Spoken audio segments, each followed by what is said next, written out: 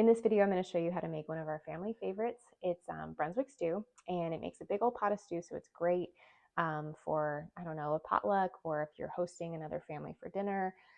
It's great if you need leftovers. So a lot of times I'll make it on a Sunday, and then I'll have it like for Monday, Tuesday, Wednesday, either supper or lunch, something like that. So you need to start with a Boston butt, a big old beautiful chunk of pork, and I get this from a local farm. I will link to kind of a write-up as to why we source a lot of our meat from a local farm. But you basically start with this, and I'm going to preheat my oven to 325 while I cut this up. And let's see, Boston butts usually have a bone somewhere in this area. I think this one might be boneless. So I'm going to luck out. My dog is not, because I always give him that bone. What you want to do is cut your Boston butt into cubes. And I will also link to a video on carnitas because I do the exact same thing for carnitas. Basically, you just cube it and then cook it low and slow. And you don't want to remove any of this fat because that is just going to add to the flavor.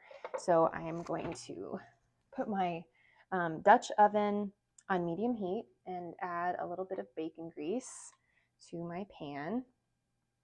That was probably 2 tablespoons or so. You just want to kind of coat the bottom of your pan.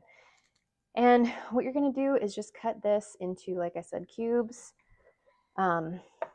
The size of the cube, you want them to basically be no smaller than something like this.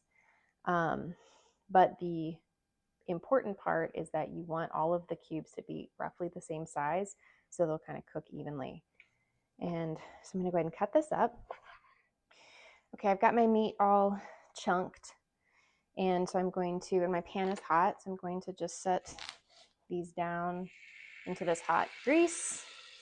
And I typically do about half of it, and then I'll go back and add more. I have it like more like medium high right now.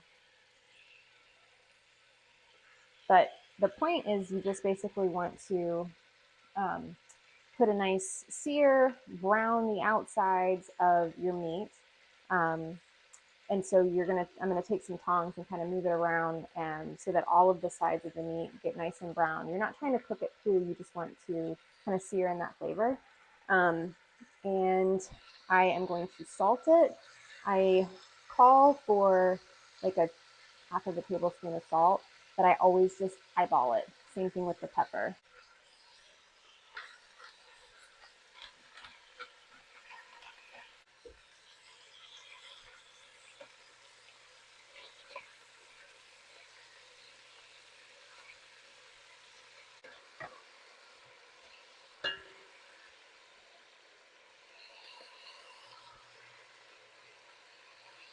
Once your meat is brown on all sides, you can turn the heat off, and then you're going to add in 3 cans of diced tomatoes, and these are 14.5 ounces. I get my diced tomatoes from Azure Standard. If you do not know about Azure Standard, you need to. It's an online store. They have everything from animal feed to Band-Aids to gardening supplies to homeopathy, frozen meats, frozen veggies, fresh veggies, bulk. You can get canned items, and I always order like these by the case to save money. See my link below and get signed up with them. It is not some type of subscription where you have to order every month or cancel your order or anything like that. So it's really easy. You just order when you want to. You can have it shipped directly to your house, or you can pick up from your local drop. And I love that because you can meet other people in the community that are like-minded. So once you have your tomatoes in there, you then want some stock. You can do bone broth, you can do chicken stock, you can do beef, pork, whatever. If you're not making your stock from scratch, I will link an article that I wrote about how to boil a whole chicken and basically make stock from that.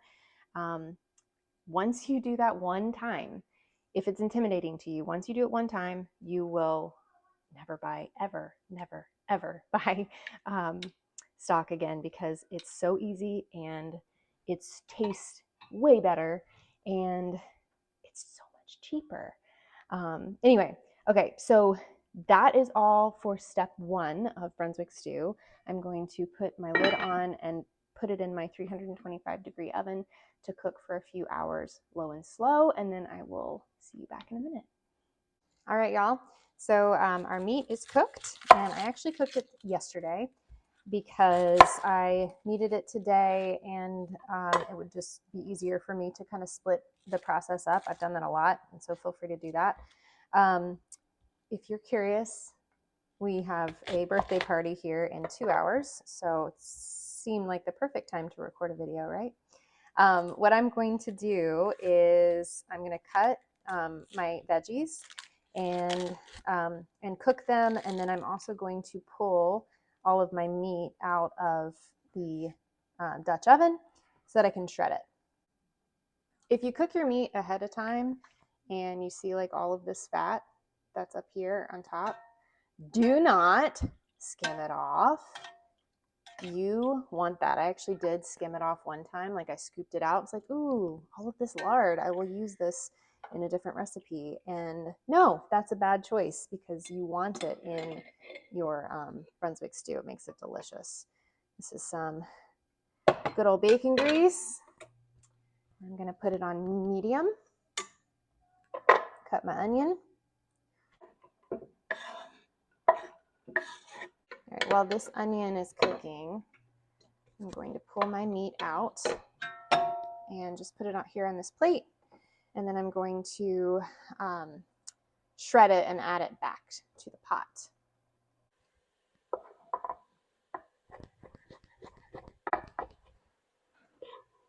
Add in your garlic. Cut your potatoes. If they've got any eyes like this, just cut those off. And I like to do these relatively small because it's a stew, and so you kind of want the potatoes to be, you know, bite size.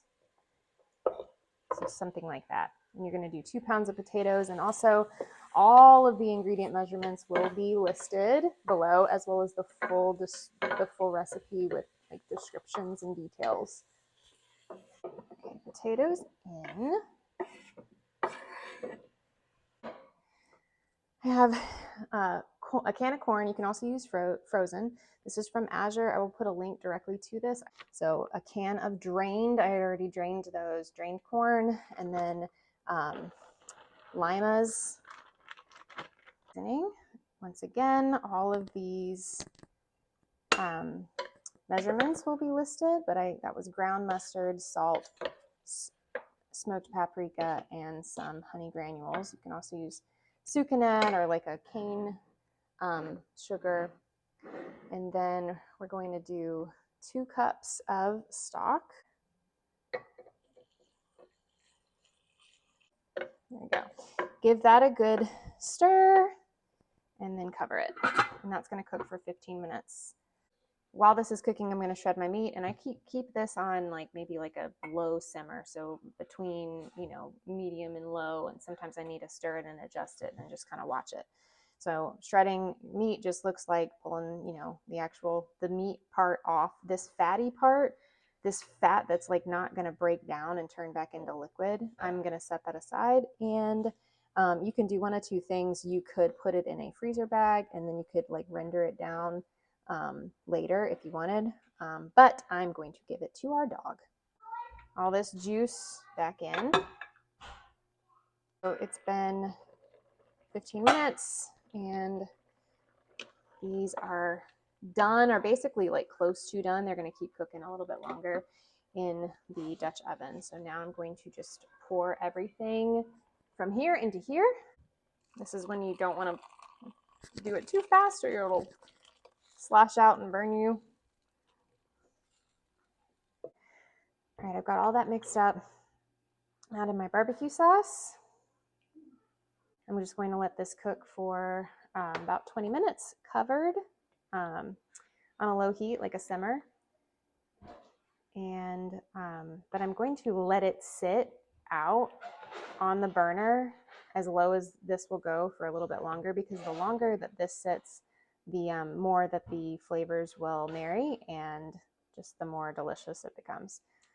So that is how you make Brunswick stew. If you liked this video, please give it a thumbs up, share it with your friends, and you can find all of my nutrient-dense recipes at marvelandmake.com.